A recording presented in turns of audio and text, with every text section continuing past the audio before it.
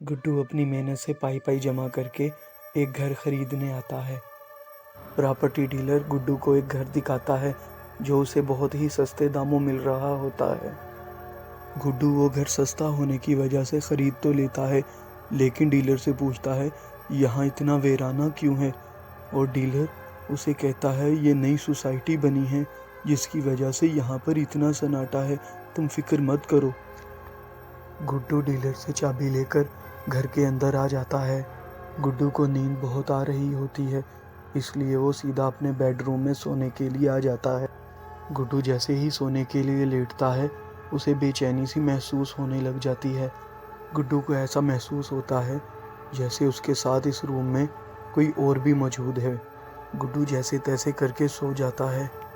फिर गुड्डू अगले दिन रात का खाना खाकर सोसाइटी के पार्क में वॉक करने जाता है।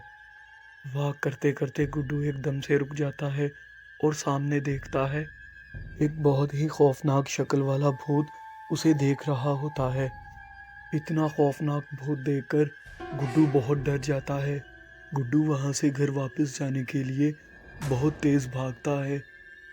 भागते भागते गुड्डू दोबारा एक बार फिर से रुक जाता है और सामने देखता है वही भूत उसके सामने खड़ा होता है और वो भूत उसे हाथ के इशारे से अपनी तरफ बुला रहा होता है। गुड्डू दिल ही दिल में सोचता है कि आज तो मौत पक्की है, ये भूत जान लेकर ही छोड़ेगा।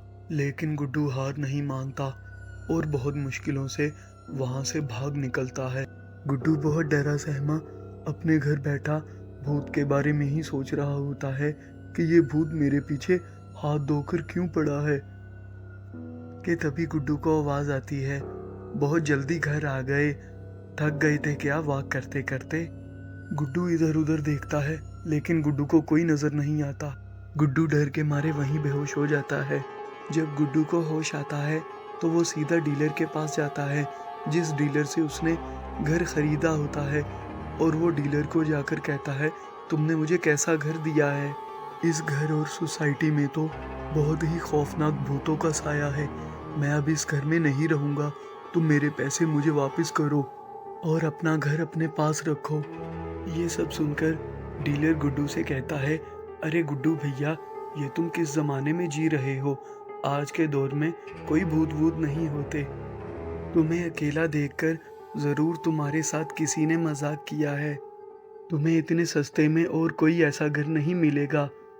ये भूत वूत का वहम अपने दिल से निकालो और घर जाकर अपनी नींद पूरी करो। तुम मुझे बहुत थके लग रहे हो।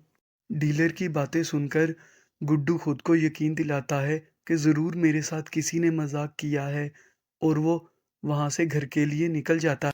गुड्डू सुनसान रास्ते से होता हुआ घर की तरफ जा रहा होता है कि वो फिर एकदम से रुक जाता है।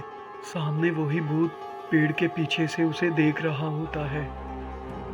भूत को देखकर गुड्डू वापस भागने की कोशिश करता है। भूत बीच रास्ते में आकर गुड्डू का रास्ता रोक लेता है। गुड्डू भूत से कहता है, भूत मैंने तुम्हारा क्या बिगाड़ा है, मेरा पीछा क्यों कर रहे हो। फिर भूत गुड्डू से कहता है, तुम जिस घर में रह रहे हो वहाँ पर एक पेड़ होता था, मैं उस पेड़ में अपने बीवी बच्चों के साथ रहता था। एक दिन मैं अपने दोस्तों के साथ पिकनिक पर गया था, वापस आया तो मेरे बीवी बच्चे मरे हुए थे।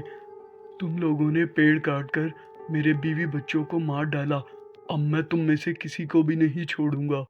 और फिर खौफनाक भूत चलकर गुड्डू के पास जाता है और अपने चाकू जैसे तेज नाखून उसके जिस्म में घोंप देता है।